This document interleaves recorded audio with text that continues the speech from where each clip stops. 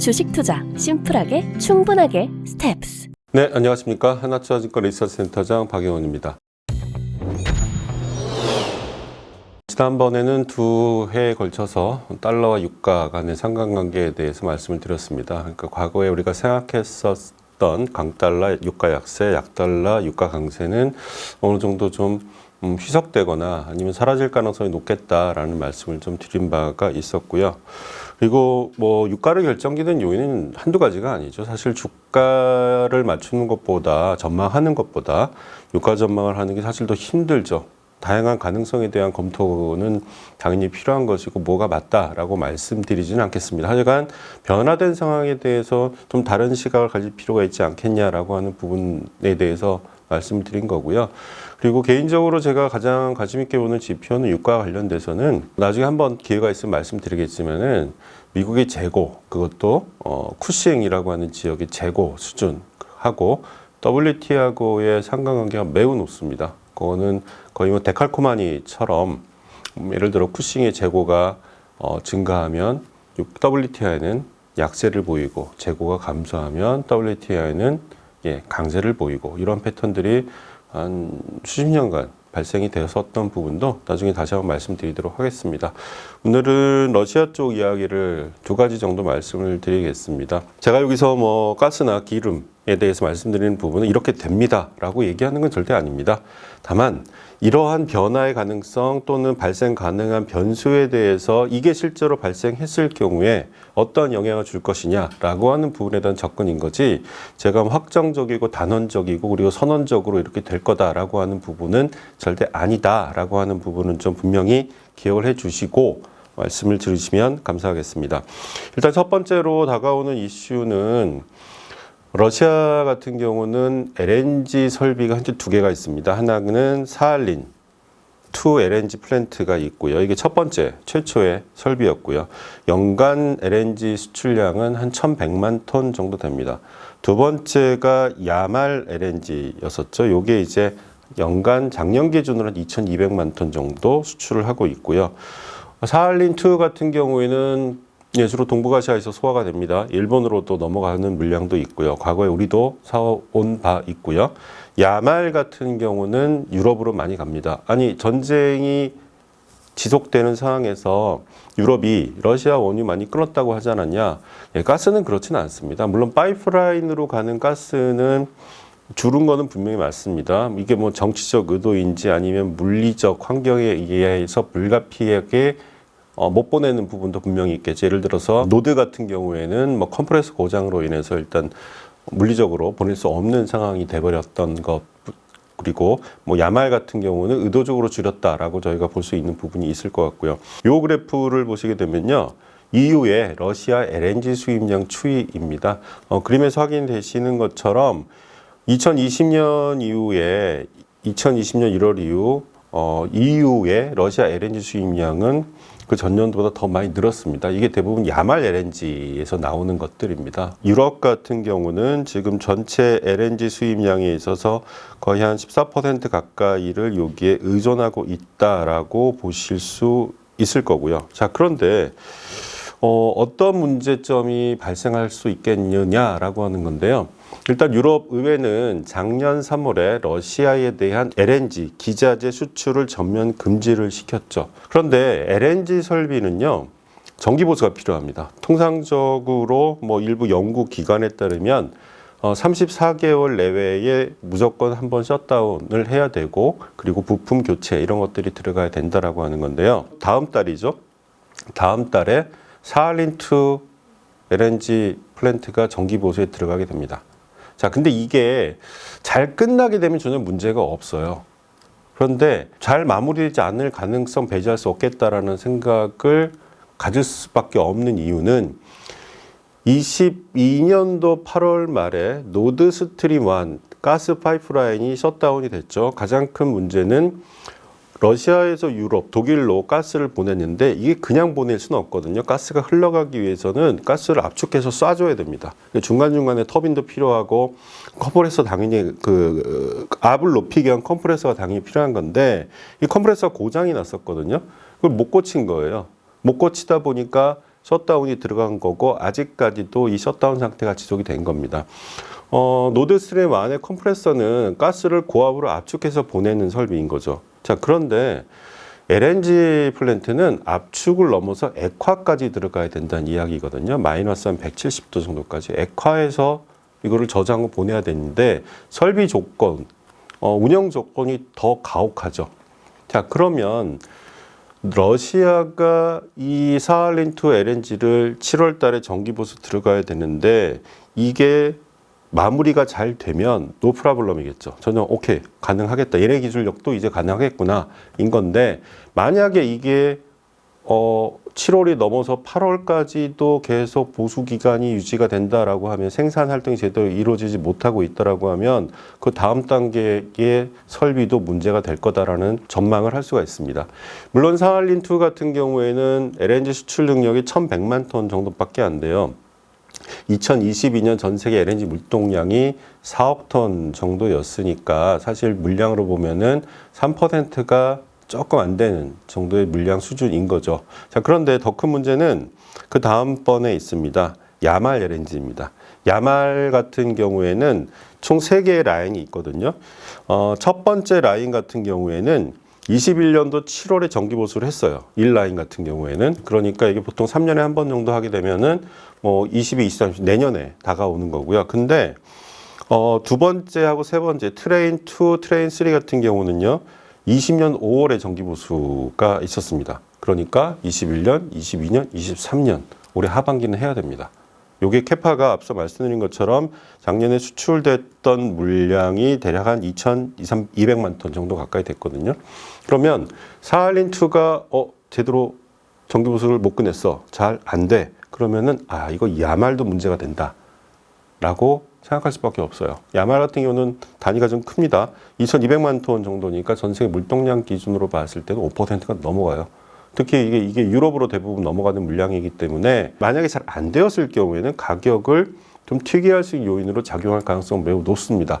그 비슷한 사례가 하나 최근에 발생이 됐었죠. 6월 초까지 MMBTU당 7불 초반이었었던 유럽의 TTF 천연가스 가격이 13불대까지 불과 한 2주 만에 급등한 바가 있었습니다. 이건 왜 그랬냐면은 현재 유럽으로 제일 많은 가스를 보내주는 노르웨이의 설비가 정기보수 기간 동안에 트러블이 발생이 돼서 정상 가동이 못 됐어요. 그러다 보니까 유럽 본토로 향하는 물량이 확 줄어들게 됐고 이 부분 때문에 가스 가격이 7불대였다가 13불대, 거의 13불 후반 14불대까지 2주 만에 튀었었던 기억이 불과 한 2주 전에 발생한 바가 있습니다. 물론 이 부분은 어느 정도 좀 진정은 되고 있어요. 그런데 노르웨이 같은 경우는 쉘 설비니까 이미 충분히 자체적인 기술력으로 해결이 가능한 부분이었겠지만 사할린2하고 야말은 이건 얘기가 좀 다르다. 계속적으로 원자재, 그러니까 LNG 기자재 수출 금지가 지속되는 상황에서 러시아가 지금까지 단 한 번도 자체 기술력으로 LNG 플랜트를 가동해 본 적이 없는 러시아가 이 설비에 대한 정기 보수를 잘 마무리할 수 있을까? 이게 하반기에 저희가 생각하는 가스, 천연가스에 있어서 가장 중요한 포인트가 아닐까라고 생각을 합니다. 요거는 뉴스가 나오는 대로 계속 좀 팔로우업을 해서 말씀드리도록 할 거고요. 두 번째 이슈는 또 러시아가 그러면 그것도 LNG 문제, 전기요소 문제는 일단 논외로 치고 긴 그림으로 놓고 봤을 때 러시아는 유럽으로 한 연간 1억 1천만 톤 정도를 보내던 거를 파이프라인 기준으로요. 근데 지금은 그걸 못 보내게 됐죠. 근데 아시아 쪽으로 생각해 보면은 중국, 한국, 일본인데 한국, 일본은 PNG로 갈 수가 없어요. 그럼 중국으로는 현재 파워 오브 시베리아 1 라인이 가동이 되고 있고요. 이 물량 계속 늘려갈 건데 그렇다고 하더라도 유럽에서의 손실이 너무 커요. 그래서 러시아 정부는 2030년까지 현재 한 3,200~300만 톤의 LNG 수출 능력을 1억 1천만 톤대까지 키우겠다라고 하는 정책을 계속 주장을 하고 있고요. 진행하겠다라는 계획을 계속 이야기하고 있고, 그리고 또 한 가지는 그것만으로도 해결은 안 되거든요. 그러면 기존에 생산되고 있는 유럽으로 보내던 그 천연가스 PNG 물량 1억 1천만 톤 이거 어떻게 할 거야라고 하는 부분인데 러시아 지도를 이렇게 보고 있자면 딱히 갈 데가 없어요. 일단 서쪽은 막혔죠. 그 동쪽도 매우 제한적입니다. 중국 말고는 딱히 뚫을 데가 없어요. 근데 남쪽은 있거든요. 자, 그래서 최근에 의미 있는 뉴스들이 몇 가지가 나왔습니다. 지난 5월 달에요. 러시아 바로 밑에 붙어 있는 나라가 카자흐스탄인데요. 5월 달에 러시아와 카자흐스탄은 러시아에서 출발해서 카자흐스탄을 거쳐서 중국까지 향하는 가스 파이프라인의 건설에 합의를 했습니다. 그게 지난 5월 달의 이야기고요. 그리고 이번 달이죠. 6월 19일에는요. 카자흐스탄 밑에 우즈베키스탄이라는 나라가 있는데요. 6월 19일에는 러시아와 우즈베키스탄이 연간 206만 톤의 러시아 가스를 도입하는 계약을 체결했고 이게 10월부터 공급이 될 예정입니다. 이 파이프라인 기존 라인을 활용하는 거예요. 이게 어떤 파이프라인이냐면은 CAC 파이프라인, 그러니까 센트럴 아시아 센터 파이프라인인 건데 이거는 구 소비에트 시절에 있었던 거예요. 이 파이프라인의 용도는 남쪽에서 소비에트 북쪽, 그러니까 모스크바 쪽으로 가스를 보내던 라인인데 이게 이제 리버스가 되는 거죠. 북쪽에서 남쪽으로 내려가는 거니까 이 라인을 활용해서 보내겠다라고 하는 거죠. 자, 그러면 러시아 입장에서는 러시아 바로 밑에 붙어 있는 카자흐스탄하고의 파이프라인 건설에 합의를 했고요. 두 번째로 카자흐 밑에 있는 우즈베키스탄의 가스 공급에 합의를 했어요. 그러면 남은 나라는 뭐냐면요. 그 밑에 투르크메니스탄입니다. 그 투르크메니스탄 밑에는 아프가니스탄이 있고요. 아프가니스탄 밑에는 파키스탄이 있죠. 파키스탄까지 들어가게 되면은 바다에 접근할 수가 있습니다. 파키스탄 오른쪽에는 인도가 붙어 있겠죠. 자, 타피 가스 파이프라인이라는 게 있습니다. 이 타피는 뭐냐면 TAPI인데요. 투르크메니스탄, 아프가니스탄, 파키스탄, 인디아 앞자를 따서 명명된 프로젝트입니다. 이 프로젝트는 소비에트가 붕괴된 90년대 초반부터 논의되기 시작한 파이프라인이에요. 가장 큰 이유는 뭐냐면 소비에트 붕괴 이후 러시아가 이 앞서 말씀드린 CAC 파이프라인, 그러니까 센트럴 아시아 센터 파이프라인을 러시아가 주도하고 있기 때문에 이것에 대한 운영권을 이들 나라들이 갖고 있지 못한 거예요. 그래서 투르크메니스탄 중심으로 해서 야 우리도 수출을 좀 많이 해보자라고 해서 이 타피 라인, 남쪽으로 끌어내리는 라인에 대한 논의가 있었고 사실 이 프로젝트는 러시아의 의존을 벗어나기 위한 프로젝트였기 때문에 미국도 이에 적극 동의를 하고 지원을 했었던 사업입니다. 그래서 2010년 12월 달에 이들 네 나라가 타피 라인 건설에 합의를 했습니다. 그런데 이 통관비 문제, 이게 많은 나라를 거치다 보니까 나라를 통과하면서 내야 되는 돈들이 있거든요. 인도 입장에서는 제일 많은 돈을 내야 되겠죠. 왜냐하면 투르크에서 아프가니스탄을 거쳐서 파키스탄을 거쳐서 인도까지 와야 되니까. 그리고 아시다시피 인도와 파키스탄은 사이가 그렇게 좋은 나라도 아니고, 그러니까 인도가 약간 이거 좀 부담이다, 뭐 이런 입장들이 있었고, 그러한 통관비 문제로 사업 진행에 되게 난항을 겪었습니다. 그런데 어쨌거나 가스를 공급해주겠다고 하는 투르크메니스탄은 19년 중반에 자국 라인을 완공을 했어요.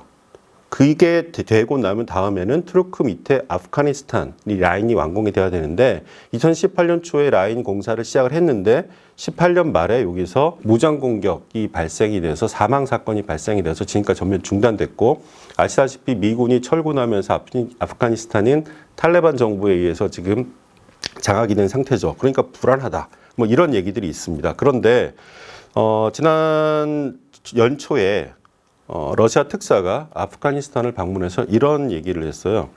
아프가니스탄의 정세가 안정됨에 따라서 타피 라인의 건설과 운영이 가능해졌다.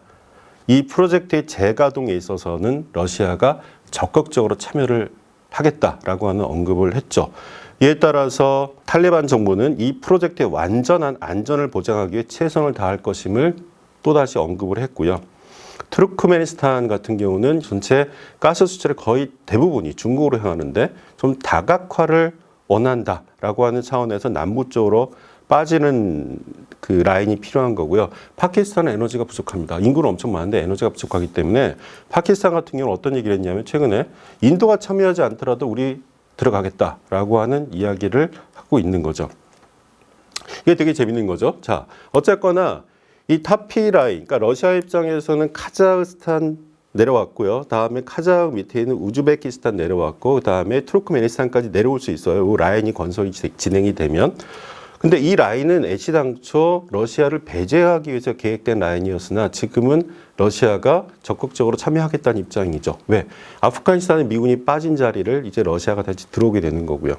그러면 이 라인이 완공이 되고 나면 러시아는 뭐 이거 약간 오바된 생각일 수도 있긴 하겠습니다만은 남부아시아, 남방아시아까지도 접근이 가능해질 수 있겠다라고 하는 거죠.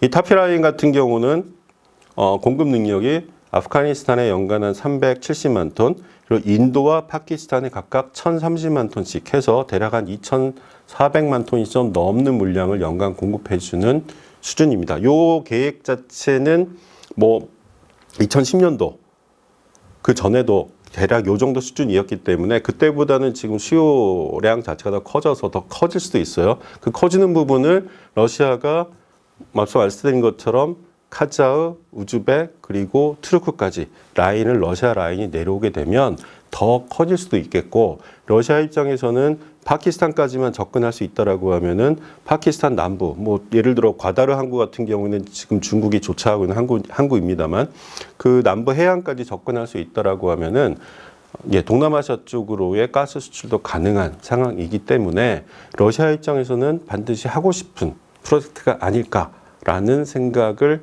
할 수밖에 없다라고 하는 부분이 있을 거고요.